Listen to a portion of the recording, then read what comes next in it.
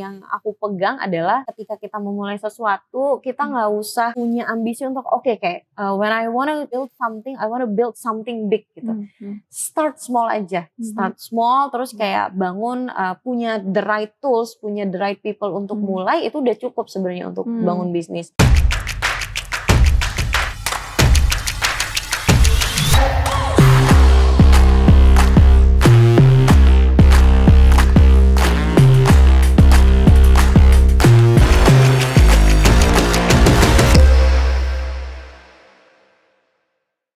Hai, Assalamualaikum. Waalaikumsalam. Hari ini berjumpa dengan saya, En Wirono, founder of Income Realty dalam Income Talk Special Income Ramadan. Hari ini saya punya tamu spesial yang cantik, pengusaha kopi asal Palembang, Sumatera Selatan, Ibu Nadia Safira. Halo semua, salam kenal. Iya, jadi harusnya saya panggilnya adik ya. Ternyata saya baru tahu lahirnya tuh jauh kinyis di bawah saya.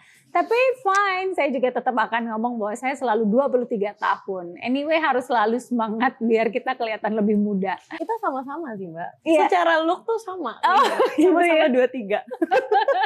Amin. Oke, Mbak Nadia aja lah ya, jangan Ade ya. Oke, ini kan kita lagi di The Hub Sudirman. Nah, ini ada brand namanya Cora Coffee. Nah, setahu saya Cora Coffee ini ada di bawah payungnya Lure Group. Ya, nah kita semua mau tahu apa sih Lure Group. Lure itu kan dari kalau kata Palembang, bahasa Palembang tuh kan dulur ya, dulur friends gitu ya, hopeng gitu. Kita mau tahu cerita story behind Lure Group ini, behindnya Cora and behind the founder. Biar kita semua tahu. Boleh kita kenalan dulu kali Boleh. ya? Biar anget. Oke, perkenalkan nama saya Nadia. Saya di sini posisinya sebagai founder dari Kopi Lure. Jadi dulu ketika kita mulai bisnis usaha coffee shop itu namanya Kopi Lure. Seiring waktu ternyata kayak si brand ini punya banyak potensial dan lalu kayak punya apa ya? Punya anak-anak gitu. Jadi kayak kita buka dari satu outlet di tahun 2019, lalu akhirnya sampai sekarang 2023 kita punya another 2 outlets dengan brand yang beda juga. Jadi kayak sekarang ada Kopi Lure, punya total cabangnya itu ada 3, lalu ada Rumah Lure, lalu ada Cora Coffee. Nah, karena dengan brand yang banyak ini supaya easier to manage the brand, kita bikinlah group atau sekarang kita bilangnya adalah Lure Group. Gitu. Jadi kita awalnya mulainya di 2019. Konsepnya sendiri tuh coffee shop, kopi kekinian untuk anak-anak muda dengan harga yang very affordable ya saat itu. Gua anak muda juga dong, Iya. boleh minum Boleh banget. Maksa, Bo. And then? Perjalanannya panjang tadinya karena memang Kopi Lure itu kita punya vision bahwa kita pengen bikin produk yang bisa menjangkau anak-anak muda seumuran kita tapi budgetnya memang minim gitu kayak karena kan sekarang kopi itu udah become a habit ya. Yes, Kita lifestyle. mau apa-apa tuh kayak kopi gitu, mau nongkrong minumnya kopi, terus juga kayak ada beberapa yang kayak secara fungsional mau kerja mesti ngopi dulu gitu. Jadi saat itu di 2019 saya sama partner saya Pak Mirza sadar bahwa nggak banyak coffee outlets yang tersedia untuk budgetnya kita saat itu karena saat itu hanya ada big coffee chains ya like Starbucks, terus ada Coffee Bean Leaf, terus juga banyak brand lain. Tapi kalau misalnya kita pikir kayak let's say kita ngopi itu 2 hari sekali seminimalnya gitu kayak how much budget do we have untuk support our lifestyle gitu. Tapi di sisi lain kopi itu juga kebutuhan gitu Mbak. Jadi kita come out with a solution. Kalau misalnya kita mau bikin coffee product, kita mau bikin ini se-affordable mungkin, tapi juga se-functional mungkin gitu. Akhirnya kita bikinlah si Kopi Lure ini. Range produk harganya tuh cakep lah Mbak pokoknya. Maksudnya kayak masuk di kantong anak-anak muda, juga orang yang kayak kantoran gitu, dan sesuai sama fungsinya gitu. Iya, karena saya lihat juga Kopi Lure itu ada di Universitas IGM ya, which is itu juga kan mahasiswa gitu ya. Mahasiswa tuh aku juga we have been there and that gitu ya. Jadi kalau bisa kopi itu tetap bisa dapet, tapi juga uang jajan tuh masih nyisa Bener, gitu. bener, Nah, bener, kalau bener, untuk bener. di level mahasiswa itu bisa sampai di range berapa sih? The Kalau cheapest one. the cheapest one itu kita di 15.000 per cupnya. Oh. Tapi fun fact-nya adalah sebelum aku create this product dan pricing, aku tuh udah riset dulu Mbak. Jadi aku sempat stay di kampus itu sekitar 1 bulan, terus aku tanya-tanya ke mahasiswa sana. Kayak kalian punya uang jajan berapa? Terus kalau misalnya kalian mau belanja, itu maunya keluar duit berapa gitu. Terus kayak how many days atau how many times in a day kalian minum kopi gitu. Jadi aku gathered data itu, terus kayak oke. Ternyata mereka willing untuk beli kopi itu di budget segini gitu. Jadi kayak aku berangkat dari sana dulu. Istilahnya tuh kita market approach produknya, bukan produk approach. Kita udah punya produk dulu, terus kita cari target marketnya. Tapi kita punya dulu marketnya ini, terus kita sesuaikan produk kita sama si market ini gitu. Jadi kayak berangkat dari situlah aku sama Mirza kayak oke, range produk kita harusnya di angka-angka 20.000 paling mahal, paling murah 15.000. Jadi dari situ mulai R&D kopinya gitu. Kalau bisa kayak dengan harga segini, kita give them the quality they needed gitu. Kita kasih mereka kualitas kopi yang mereka perlukan di kelasnya, di kelas itu gitu. Dan ternyata juga responnya ya bagus ya, karena kan selama ini orang tuh ya kayak tadi brand-brand gede lah yang udah establish itu juga sebenarnya kopi itu kayak jadi prestige gitu kan. Nah, untuk di masing-masing target market ya semuanya kan sudah punya produk market fit namanya ya. Ya tadi kan sudah pendekatannya itu udah di approach duluan gitu ke marketnya tuh sebenarnya lu tuh butuhnya apa sih gitu sesuai dengan your isi kantong gitu ya. Oke, menarik ya. Terus and then about the founders ya. Jadi kan tadi udah sebut bahwa with my partner Mas Mirza, which is I know that he is your husband, right? Nah, ini aku penasaran gitu ya, gimana sih sebenarnya ini mumpung nggak ada ya, pausnya nggak ada, ya harusnya bapaknya supposed to be here. Nggak apa-apa, ini aku menjadi sesuatu yang challenging gitu ya, karena kan banyak yang melakukan usaha tuh ada yang sendirian. Kayak aku mostly kan memang karena sama suami kan punya path yang berbeda. Ya, satu itu berkarir as birokrat dan aku sebagai di wira swasta gitu. Nah, sebagai couplepreneur yang bisa dibilang cukup harmonis lah ya, like panutan ya di depan layar ya, Bu. Ya kalau di belakang layar ya itu urusan masing-masing. Itu gimana sih tipsnya dari Mbak Nadia sama Mas Mirza bisa sinkron, terus kemudian bisa sama-sama bagi tugas lah gitu. Gimana mendelegate itu semua? Cerita awalnya banget itu Mbak, jadi setelah aku lulus kuliah, kalau waktu itu aku kuliahnya nggak di sini, kuliahnya di Malai gitu. Jadi kayak ada summer vacation lah, atau kayak ada gap antara kayak kuliah, terus libur, ujian, libur lagi gitu. Jadi kayak aku menyempatkan diri, saat itu Mas Mirza udah punya established brand dulu gitu. The franchise ya? Kayak dia ada ambil franchise di F&B, sektor F&B. Jadi aku setiap balik ke Palembang tuh aku menyempatkan untuk ke sana terus kayak istilahnya magang gitu. Aku pelajarin little things tapi saat itu aku handle-nya bagian marketingnya gitu. Setelah beberapa lama akhirnya aku sadar kayak bahwa marketing itu sesuatu yang aku suka jalanin gitu. And I'm pretty good at that gitu. Aku enjoy doing marketing gitu. Jadi kayak setelah itu alhasil cuman gak pacaran-pacaran doang kan, kita juga jadi kerja bareng gitu. Ternyata kayak dari periode magang itu benefit relationship. Dari periode saya magang di situ tuh kita jadinya kayak kerja bareng juga gitu, nggak cuma pacaran aja. Teamwork. Cocok gitu. Setelah berapa lama akhirnya menikah kan, kayak aku menyadari sesuatu bahwa Mas Mirza si suamiku ini dia orang yang visioner atau dia true leader kalau menurut aku menurutnya dia true leader gitu. Dia punya banyak ideas, dia juga punya banyak visi dan dia juga kayak selalu memikirkan segala sesuatu hal itu dari yang besarnya dulu.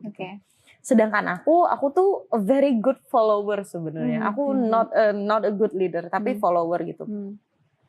Aku suka mengerjakan hal-hal kecilnya, aku juga suka mengerjakan detailnya yang sometimes Mas Mirza overlook atau nggak bisa ngelihat hal-hal ini gitu. Jadi kayak let's say kayak nanti aku mau punya satu outlet atau tambahan outlet terus kayak konsepnya seperti ini gitu. Oke. Jadi aku sangat baik untuk menerjemahkan bahwa misal kamu mau ke sini stepnya seperti ini dan aku suka ngerjain itu gitu.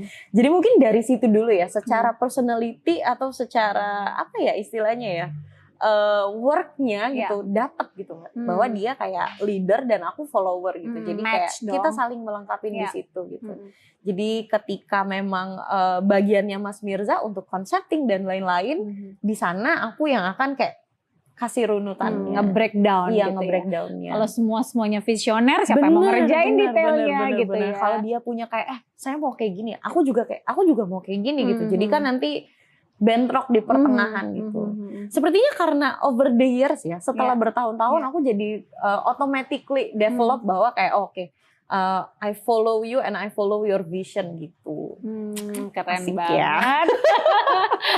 Oke, tips delegate-nya kan berarti kan satu as a leader, satu as follower. Pernah nggak sih sebenarnya selisih gitu kayak nggak bisa gitu. Pernah nggak sih ada di tahap itu gitu? Ada nggak pernah momen-momen yang memang mungkin lagi sama-sama lagi kenceng loadnya? Pernah nggak sih sampai kecampur lah ini yang urusan domestik perumah tanggaan dengan domestik perbisnisan gitu? Pernah nggak? Jelas banget.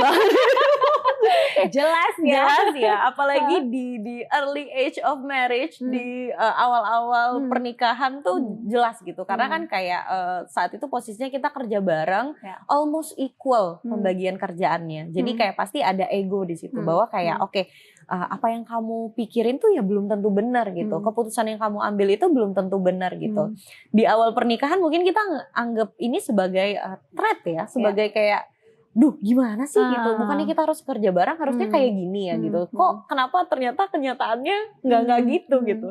Tapi tadi over the years ya, setelah bertahun-tahun kita memahami bahwa selisih paham itu sebenarnya berarti ada gas sama ada remnya. Jadi kalau misalnya Mas Mirza kayak saya maunya gini gitu. Terus aku kayak mungkin kayak gini gitu. Dari Mirza akan memahami bahwa kayak dia itu adalah remnya gitu. Dia ngerem berarti apa? Belum tentu kanan kirinya tuh jalannya clear gitu. Belum tentu kayak di depan tuh jalannya mulus-mulus aja gitu. Pun seperti itu juga kalau posisinya dibalik gitu. Ketika aku punya keinginan yang kuat banget gitu bahwa kayak aku mesti ke sana, mesti ambil decision ini gitu. Mirza juga kayak jangan dulu karena ini gitu. Jadi penyeimbang kali ya Mbak ya. Jadi kita sekarang itu nganggap argumen atau kayak perbedaan pendapat itu sebagai hal yang sehat sebenarnya. Iya. Artinya kan ini tuh jalan, komunikasinya jalan ya. Jangan sampai cuma nge-flat doang gitu kan. Ya udah gue terima. Keputusan lu kayak gue ngikut gitu. I follow you tapi follow blindly gitu. Nggak ada kayak nggak ada arguing. Arguing itu sebenarnya mungkin bukan untuk cari siapa yang benar, tapi mungkin find the right decision for you both gitu ya. Tapi biasanya momen ya, kita punya all the right reason to be right sebenarnya. Ya, kalaupun salah kembali ke pasal 1 bahwa woman always right gitu kan. Selain partner bisnis juga istri gitu. Iya, betul, sorry. The authority is belong to me.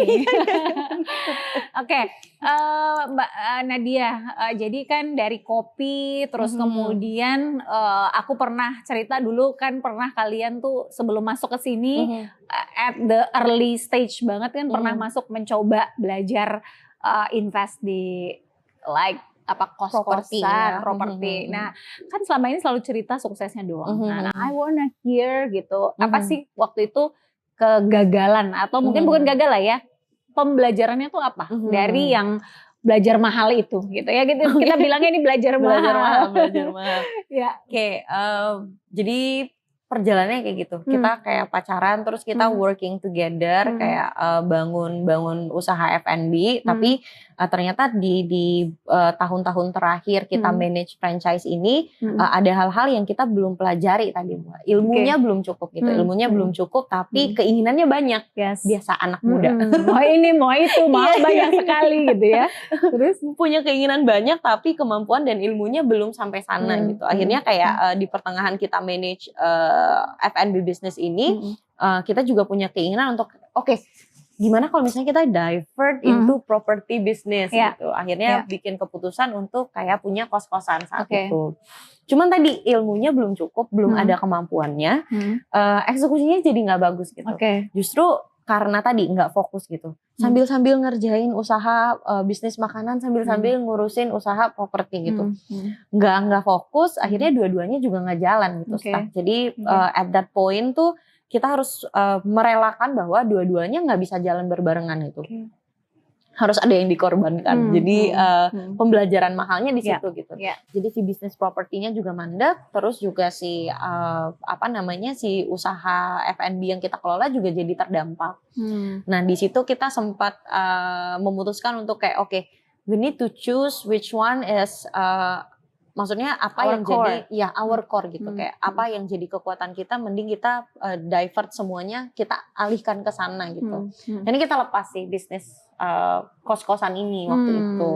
Dan dengan total bermiliar-miliar actually ya jadi belajarnya mahal. Tapi dalam berentrepreneur itu sebenarnya nggak ada yang gagal ya. Namanya tuh adalah learn or success gitu. Jadi ya lu belum berhasil artinya lu harus belajar lagi gitu. Ya mungkin dulu literasinya kurang banyak, risetnya kurang banyak. Risetnya kurang gitu banyak. Ya. Jadi ya kalau belum tahu jangan coba-coba taruh duit gitu loh. Jadi better bayar duitnya itu untuk belajar dulu gitu loh. Jadi mungkin nilainya nggak akan sebesar ketika udah throw the money to the business. Benar. gitu. Udah kecemplung. Tapi ya nggak apa-apa belajar ya. Belajar itu memang mahal. Pembelajaran itu mahal. Oke. And then Mbak Nadia, kalau dari segi coffee bisnis sendiri itu di Palembang sekarang tuh gimana sih perkembangannya? Kalau bisnis kopi ya Mbak, dari tahun 2019 itu tadi aku kan lihat kesempatan bahwa kayak produk kopi kekinian ini saat itu saingannya belum banyak gitu. Di 2019 ya. Ternyata kayak in a year time tren itu cepat banget bergulirnya. Jadi Palembang itu akan selalu terima wave dari Jakarta in 3 or 4 months time. Jadi kalau misalnya sesuatu lagi hype di Jakarta saat ini gitu 3 atau 4 bulan kemudian itu akan masuk ke Palembang gitu. Nah saat itu memang aku bisa bilang Kopilor ini early mover advantage lah. Kita kayak yang termasuk yang awal-awal mengadopsi bahwa kayak oke, produk kopi kekinian ini sangat marketable saat itu di Palembang gitu. Tapi setelah 1 tahun jadinya banyak gitu, banyak berkembang kayak mulai dari kayak kedai-kedai kecil, ada yang secara eksekusinya konsepnya sangat bagus, ada yang konsepnya sangat biasa gitu. Jadi kayak range-nya banyak banget, terus kayak produknya juga jadi banyak banget. Istilahnya red ocean ya Mbak ya? Benar ya, red ocean. Jadi kayak banyak banget gitu. Orang dengan produk sama tuh banyak gitu.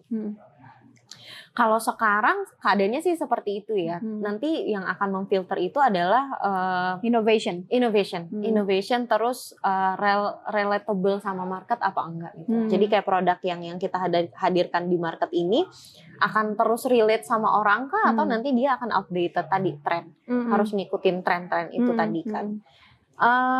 Kayak gitu sih Mbak. Sekarang produk kopi kekinian itu udah di red ocean sekarang batasnya. Wow, banyak ya ternyata. Tinggal apa yang bikin lu stand out dari si red ocean ini. Iya, dan lu tetap pelanggan itu customer tuh nggak ya udahlah nggak apa-apa tapi gue tetap setia nih sama dia. Nah untuk bisa jadi setia itu adalah hal lain lagi gitu ya. Nah strateginya Mbak Nadia sendiri dan Mas Mirza gimana biar itu selalu relate gitu with the market, with the customers. Kalau aku lebih ke harus cari referensi sebanyak-banyaknya ya Mbak ya. Jadi kita harus stay alert dengan tren apa yang sedang going on. Terus kayak sistem apa yang sedang digunakan oleh orang-orang banyak gitu. Jadi bukan hanya produk aja gitu, tapi juga kayak dari kekuatan brand itu sendiri, dari timnya, dari sistemnya gitu. Jadi istilahnya kita cuman bukan bikin usaha yang usaha ini harus hidupnya 3-4 tahun, tapi kalau bisa sustain 5-10 tahun gitu. Jadi kayak selain memang produk, core bisnisnya juga gitu, dari timnya juga. Stay relatable lah pokoknya. Ya, Nah, jadi referensinya harus sebanyak-banyak mungkin. intinya yang di-innovate itu ya nggak selalu melulu produk ya, dari sistem, dari timnya, dari mungkin hubungan relationship ke suppliernya gitu ya, dari mulai siapa yang menjadi key opinion leadernya juga gitu ya. Oke, kompleks ternyata. Nah, by the way, kalau dikaitkan dengan dunia properti nih, karena kan semua venue, semua chain itu kan pasti butuh yang namanya tempat. Nah, kalau menurut Mbak Nadia sendiri itu dari yang works gitu ya, dari outlet-outletnya Silor ini, gimana sih strategi pemilihan lokasinya agar tadi relate juga sama target market, terus kemudian juga dia bisa sustain secara traffic gitu. Kalau aku jelaskan di awal tadi kan Kopilor ini dia target marketnya itu middle to middle low ya Mbak ya. Jadi emang kayak pekerja lalu anak-anak kuliahan gitu. Produk yang aku kasih ke market itu juga kayak price range-nya itu di 15 sampai 20 ribu. Otomatis yang aku targetkan itu adalah volume.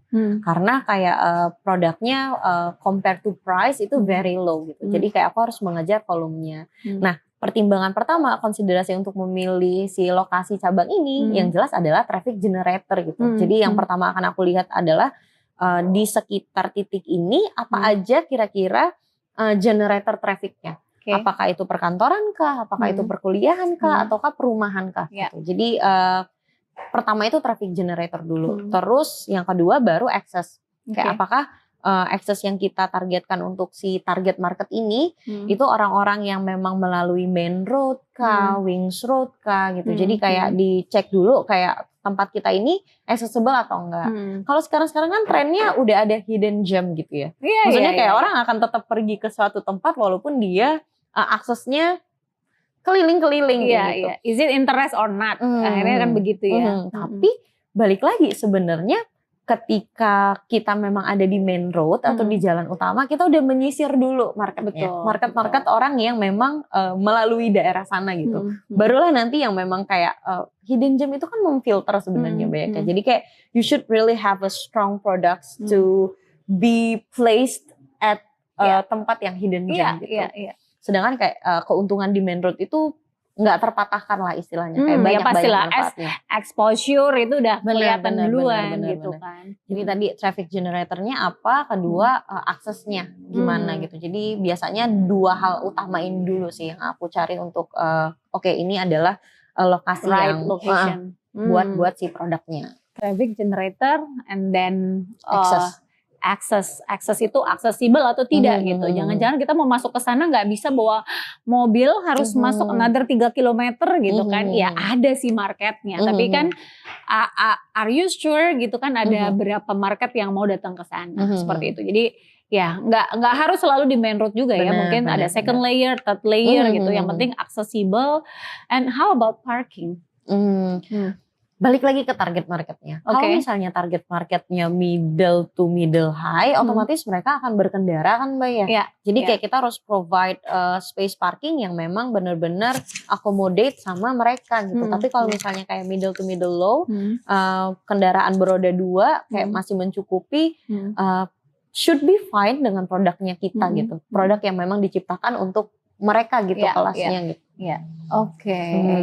Masuk akal ya. Enak nih kalau ngobrol sama yang nyambung gitu. Kita nggak pakai skrip, nggak ada apa-apa, pokoknya udah langsung aja tembak ya. So next itu harus menghadirkan couple ya, dua orang, Mas Mirza dan Mbak Nadia. Mbak Nat, last but not least, jadi pesannya untuk ya tadi kan ini udah red ocean ya, dunia ini udah red ocean untuk teman-teman yang mungkin baru mau jump ke dunia kopi atau ya another business yang baru mau masuk, baru mau mulai banget gitu. What is your message to them? Message ya, karena sebenarnya aku sama Mas Mirza ini, mungkin Mas Mirza lebih berpengalaman ya Mbak ya. Kalau dihitung-hitung berdasarkan tahun dan pengalaman jumping di F&B ini kayaknya baru seumur jagung banget. Tapi lumayan lah. Sudah ada hal yang udah dijalanin tuh, udah belajarnya tuh udah ada gitu kan. Belajar sih Mbak. Jadi kayak kalau kemarin itu aku udah sempat baca buku namanya A Company of One. Jadi dia cerita tentang generalist dan specialist gitu. Kalau zaman dulu yang namanya specialist atau orang dengan set of skill yang sudah terspesialisasi itu akan mudah diserap oleh kerja ya, akan lebih mudah untuk dapat kerja. Sedangkan yang generalist mereka harus cari dulu gitu, harus bersaing dengan para generalis lainnya gitu. Jadi di situ diceritakan bahwa sebenarnya generalist is not a bad thing gitu. Dan aku ngerasa relate banget karena pada dasarnya aku sangat generalis gitu. Ketika aku lulus kuliah aku nggak punya specialist skill yang kira-kira kayak gue mau bawa apa ya ke dunia kerja gitu. Jadi karena aku generalis, aku punya banyak fleksibilitas untuk belajar lebih banyak hal gitu. Jadi horizonnya tuh luas. Benar. Jadi ketika masuk ke dunia F&B kayak sebelum aku tahu bahwa aku menyukai marketing, aku pelajarin semuanya Mbak. Jadi kayak a little bit of everything, a little bit of something in everything lah istilahnya. Jadi kayak aku belajar operasional, aku belajar production, aku belajar marketing, aku juga belajar sedikit finance gitu. Jadi ketika aku mulai usaha, aku start with a very small team. Cuman ada saat itu kita cuman berempat. Jadi ada Mas Mirza, ada aku dan 2 orang tim lagi gitu. Jadi kita mulai dari small team dulu. Terus kita bekerja dengan apa yang kita punya gitu. Dengan ilmu-ilmu yang sedikit-sedikit ini dulu tadi gitu. Jadi kita rangkai, kita bangun timnya dulu. Setelah itu setelah itu kita baru tahu gitu. Kalau misalnya kita perlu orang dengan specialist skill, kita tahu apa yang kita mau di orang apa yang ini kita gitu. butuh. Benar. Karena kita udah duluan pelajarin itu gitu. Jadi ketika kita memang kayak hire orang, kita hire the right fit for our company gitu. Jadi timnya juga lebih bisa bersinergi dan bisa maksimal gitu hasilnya. Jadi mungkin tips yang aku pegang adalah ketika kita memulai sesuatu, kita nggak usah punya ambisi untuk when I wanna build something, I wanna build something big gitu. Start small aja, start small, terus kayak bangun punya the right tools, punya the right people untuk mulai, itu udah cukup sebenarnya untuk bangun bisnis. Kadang-kala kan kita, apalagi anak muda ya, saya sendiri gitu. Ketika kita pengen bangun usaha tuh kayak, aku pengen seperti ini gitu. Aku perlu orang yang kayak gini, terus aku perlu kayak keinginan yang besar gitu. Tapi sebenarnya dengan hal-hal yang kecil dulu, dengan ilmu yang kecil-kecil kita pelajarin itu tuh sebenarnya juga udah jadi modal gitu. Keep learning sih Mbak. Dari aku sih itu. Ya, keep learning, find the right tools, the right team. Jadi itu betul banget sih. Jadi di awal ya nggak usah aku mau punya karyawan 100 gitu. Ya udah, kalau memang resourcesnya baru kita yang bisa, suami kita yang bisa, udah kerjain itu gitu loh. Jangan sampai menunggu, ntar lah kalau gue bisa ngegaji orang 100 orang baru gue mulai bisnis ya. You never start gitu kan, ya kamu gak akan mulai gitu. Oke, Mbak Nadia, singkat tapi powerful and insightful. Thank you so much. Kalau teman-teman pengen belajar dari industri yang lain, silahkan komen di kolom komentar. Kalau komennya paling menarik akan dapat voucher dari Kora. Iya, dari Kora Coffee. Oke, Mbak Nadia, thank you so much. Siap. Thank you so much. Hidupkan notification, subscribe, and share untuk bisa mendapatkan manfaat atau bisa sharing lebih banyak ke teman-teman kita semua. Selamat menunaikan ibadah puasa Ramadan. Semoga lancar, semoga diberkati untuk semua. Yes, berkat dan lancar. Thank you so much. Kami berdua pamit. Aku EN Wirono. Saya Nadia. Thank you so much. Assalamualaikum. Bye-bye.